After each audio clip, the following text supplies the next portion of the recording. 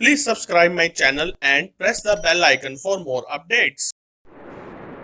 Today we are going to discuss the relation between momentum and kinetic energy. Now what is kinetic energy?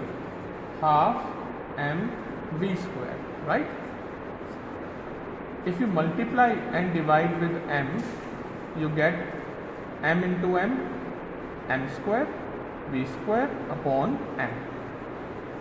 So that you get m square v square as mv whole square. And what is m into v? Momentum. So here the kinetic energy would come p square by 2m. So you can see that kinetic energy is proportional to p square if the mass is constant. Kinetic energy is inversely proportional to mass if p is constant.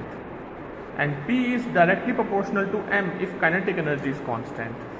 So if I draw the graphical relation between momentum and the mass first. So if I am taking the momentum and the mass, it means I have to take the kinetic energy constant, right? So here the graph would be like this, because its p square is directly proportional to m, so the graph would be the parabolic graph. Second curve, if they ask you to draw the relation between kinetic energy and the mass, that means we have to take the momentum constant.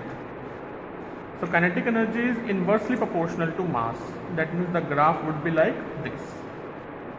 And the third, if they ask to draw the relation between kinetic energy and momentum, so kinetic energy is directly proportional to p square, so x square, so that means the graph would be like this. So here we have taken m constant.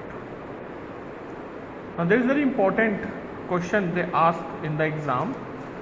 A light body and a heavy body, both are moving with the same momentum, that means momentum is constant.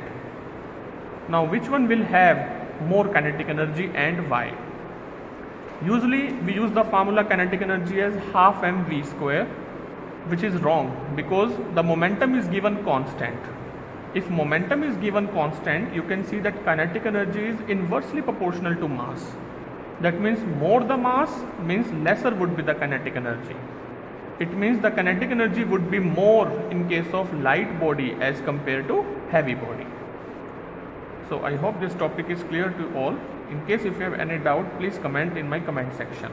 Thank you.